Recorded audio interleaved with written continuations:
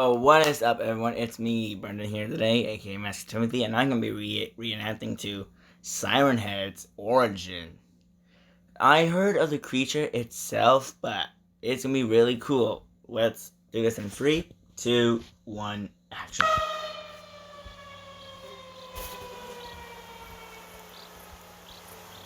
Of course it would decide to come back today. Of all days. Drinking orange juice. Any foggy day is fair game. But today, if it was smart enough to keep track of time, I'd say it was mocking me. Whoa.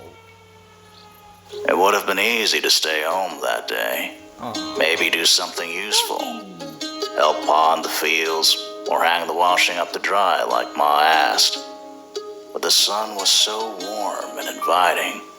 A perfect summer day like that couldn't be wasted.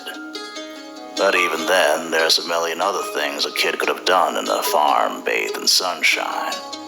Plenty of places I could have gone. Of course, they told us to stay out of the woods, but I always sneaked out, and they never stopped me.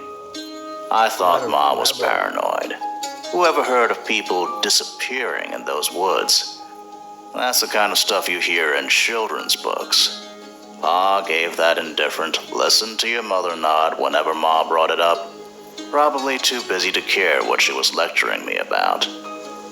Despite it all, I figured this is real life, not some fairy tale. There's nothing but critters and mischief out there.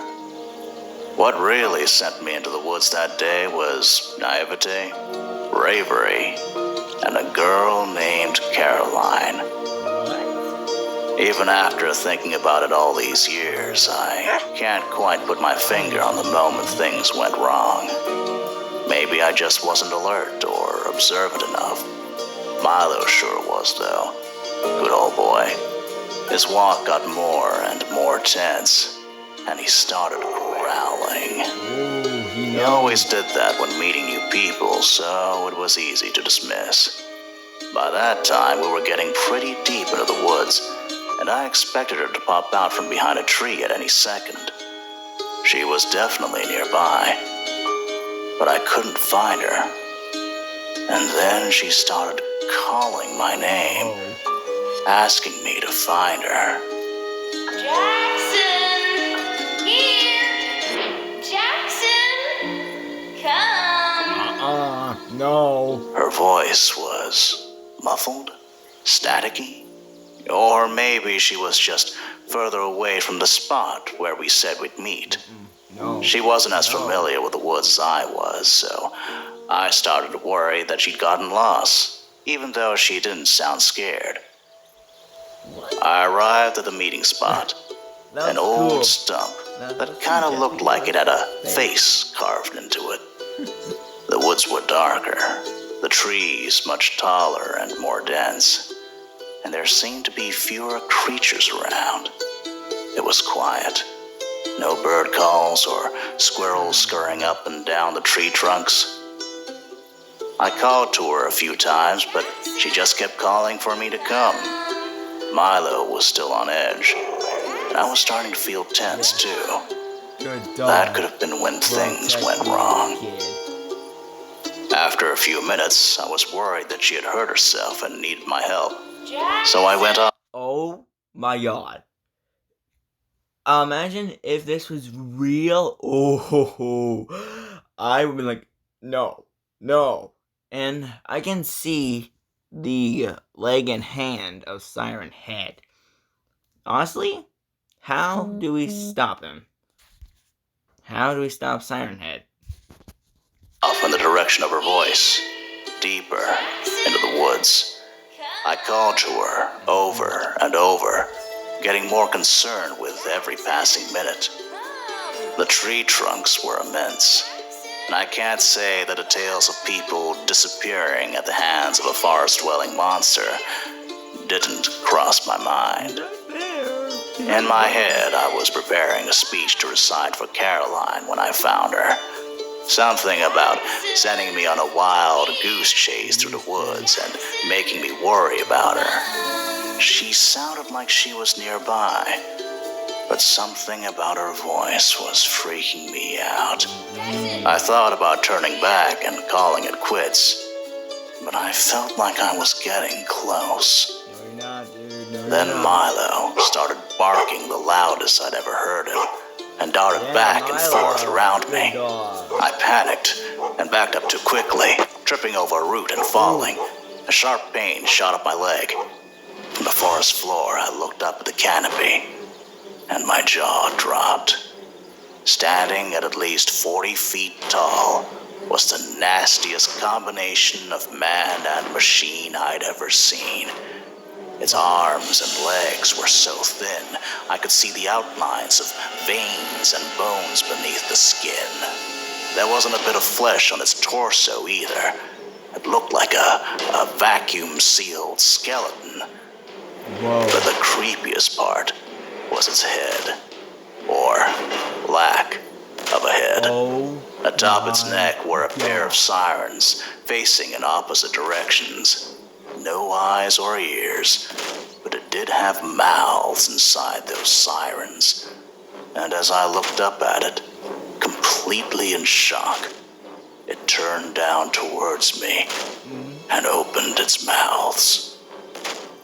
Jackson! I scrambled to my feet and ran with all the strength I had. Milo followed by my side, just as afraid as I was, hearing the deafening sounds of trees cracking around me, their enormous trunks splintering and crashing to the ground. That's when the siren started blaring from the creature's head.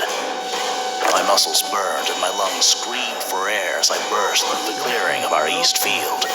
Ma was standing by the truck on the far side, her mouth open in disbelief. I'm sure she could have felt the ground shaking from a mile away. Pa was already running towards me with a shotgun, but as he saw the horror that came behind me, he stopped dead in his tracks. Eyes wide, he pointed to the entrance to the tornado shelter built under the house. I didn't think that was going to be enough to keep us safe from this behemoth, but my body was giving out. The pain in my leg from falling in the woods was growing with every stride. I put everything I had into that last stretch of my sprint to the shelter. Milo managed to keep pace. Are you kidding me? And Come and be my daughter.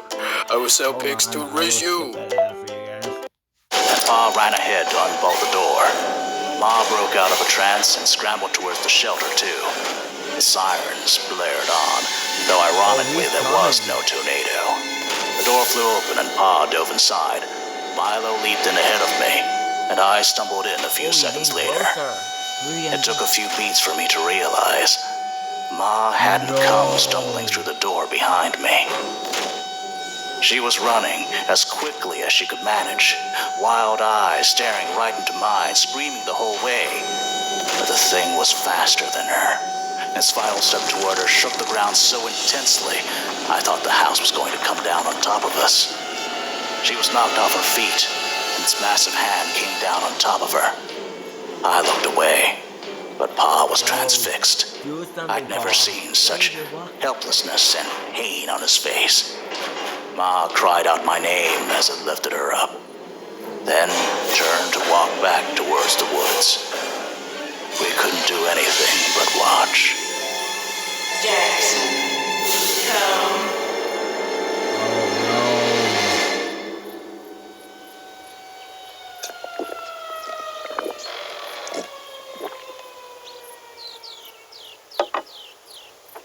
Milo, come on. We got an old score to settle. Yeah. There hasn't been a day in my life I haven't thought about that morning. Thought about that thing. How it ruined our family. Ruined our lives. I've mourned Ma every day, and never even knew what happened to her. How she might have died. Whether it tortured her or not. Or if it just kept her prisoner somewhere. Oh, I don't know. I lost Pa that day, too. He blamed me for the whole mess. Started drinking, and eventually left. Wow. Was he drinking? All these years, it's been just you and me, Milo. And now we're going to finish this.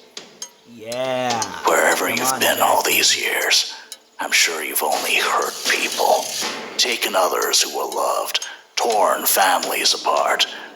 I bet nobody's tried hunting you the way you hunt people, though. And I bet I'm one of the only ones who ever got away from you. You know what that means? I know you. And I've got nothing left to lose.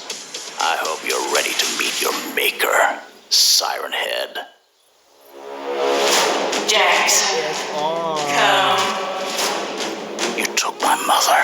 You took Caroline. How many other voices have you stolen, freak?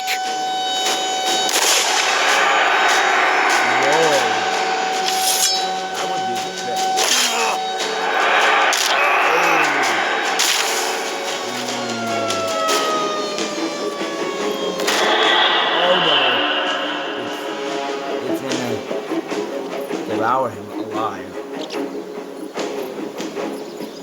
Milo, do something. Where'd he go?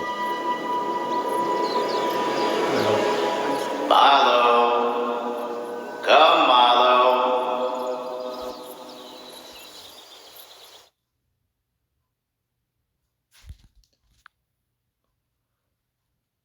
Golly, that was crazy. Hold on, I'm gonna skip this other ad and I'm gonna end the video. My name is Michelle, and I do break pack order fill. We're the ones that are getting what's needed out right. Okay, well, that was a pretty interesting video that I have ever seen in my life. Honestly, how would you guys do? What would you do if Sirenhead was real? Honestly, I'm gonna be reacting to a part 2 sometime next week or later on today, maybe, if I'm feeling like it. But anyways, make sure to like, comment, and subscribe. And, oh, by the way, give the SCP animation, subscribe to their channel, and love their videos. And to share it on your friends everywhere. And I will see you all next time for another video. Peace out.